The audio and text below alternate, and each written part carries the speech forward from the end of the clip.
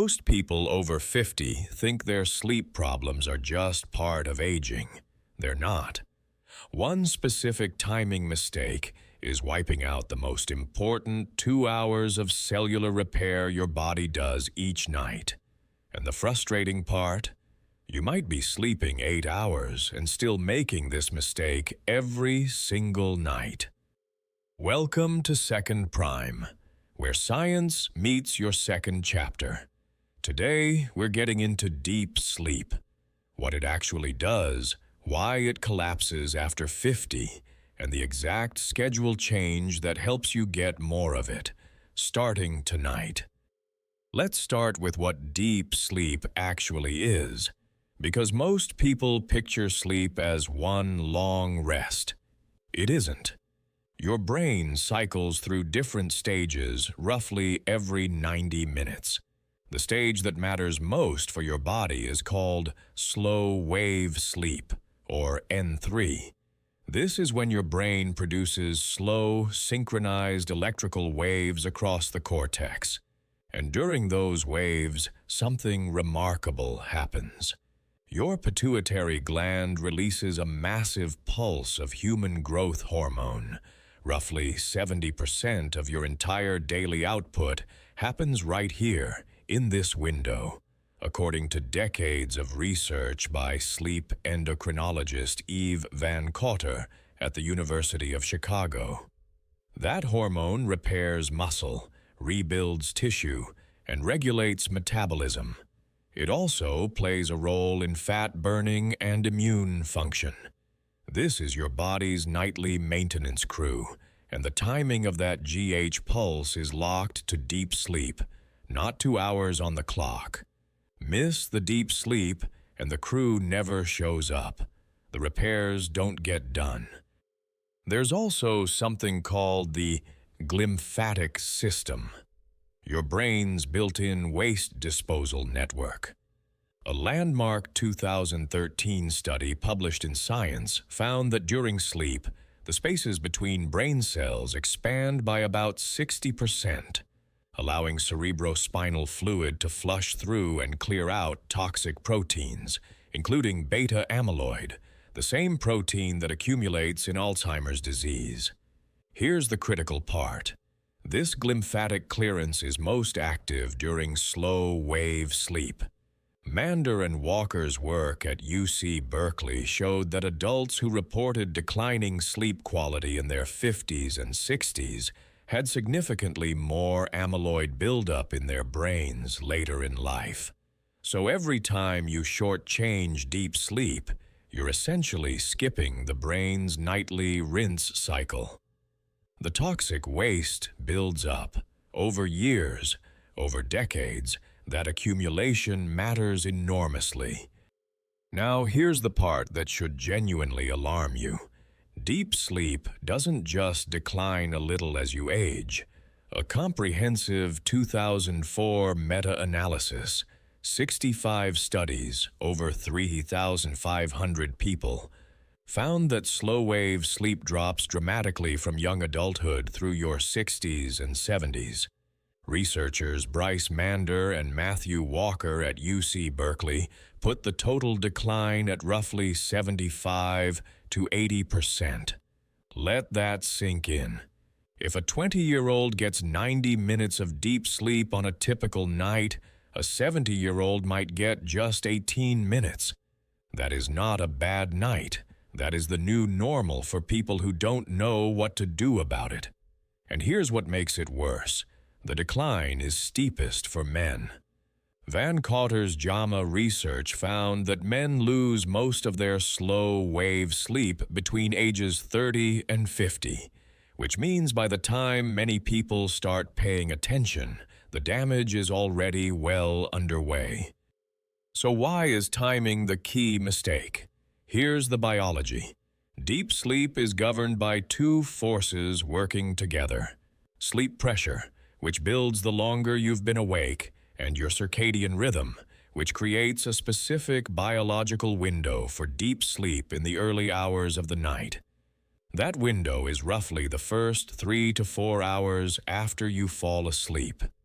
This is when your brain most strongly generates N3 slow waves. Miss that window by staying up too late, and the first sleep cycle, where the majority of your deep sleep lives, gets compressed or skipped entirely. You might still log 8 hours on the clock, but the deep sleep was scheduled for 11 p.m., and you didn't show up until 1 a.m. If you were in a meeting and missed the first 2 hours, would you say you attended? I'm going to give you the exact bedtime number in a minute. It might be earlier than you expect. But first, let me explain what's happening to your internal clock specifically after 50. If this is useful, hit subscribe. We publish new longevity science every Monday and Thursday. After about age 50, your circadian rhythm undergoes what researchers call a phase advance. Your internal clock literally shifts earlier. Melatonin onset, the signal that primes your body for sleep, now arrives 1 to 2 hours earlier in the evening than it did when you were 30. Studies comparing preferred bedtimes across age groups found that adults in their late 60s reported going to sleep roughly an hour and a half earlier than adults in their 20s. Your body is not malfunctioning. It's adapting. The biological signal to wind down now arrives around 9 or 9:30 p.m. for many people over 60. But most people ignore that signal. They push through with screens, social obligations, the news. And by the time they finally get into bed at midnight, the deep sleep window has already closed. The irony is that the system is working perfectly. You're just working against it. So here are 5 upgrades the evidence actually supports. Number 1, shift your bedtime earlier. Target 10 to 10:30 p.m. consistently, not just weeknights, every night. This aligns your sleep onset with your post-50 melatonin rhythm and captures the deep sleep window before midnight. Number 2, cool your bedroom to 65 to 67 degrees Fahrenheit, roughly 18 to 19 Celsius. Your core body temperature needs to drop 1 to 2 degrees to initiate sleep. A warm room actively fights that process. Research consistently identifies this temperature range as optimal for the most restorative sleep. Number 3, no alcohol within 3 hours of bed. Here's the nuance most people miss. Alcohol does sedate you initially, and it can briefly bump up early deep sleep on a readout. But as your blood alcohol level drops mid-night, your brain rebounds hard. REM sleep collapses. You wake repeatedly. The second half of the night is essentially stolen, and sleep under alcohol is not the same quality as sober sleep, even when the minutes look similar on a fitness tracker. Number 4, get bright light within the first 30 to 60 minutes of waking, ideally outdoors. Morning sunlight suppresses residual melatonin and sends your circadian clock a sharp wake signal. That morning anchor point determines when your body will be ready for sleep tonight. It's the single cheapest and most powerful circadian tool available.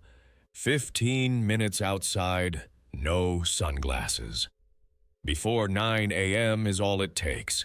Number 5, consider magnesium glycinate before bed.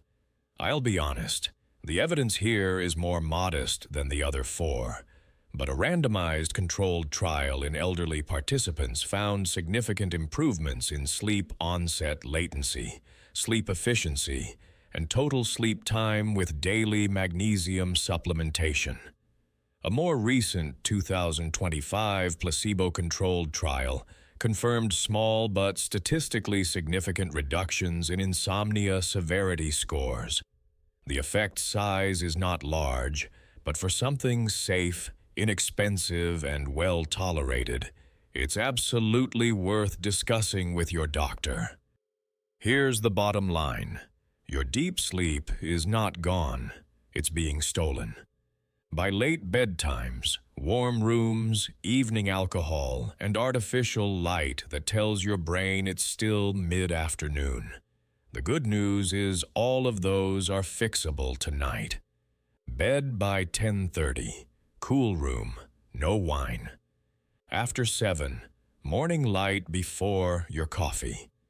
Try those 4 for 2 weeks and tell me in the comments what shifted. I read every single one, and I'll pin the most interesting responses.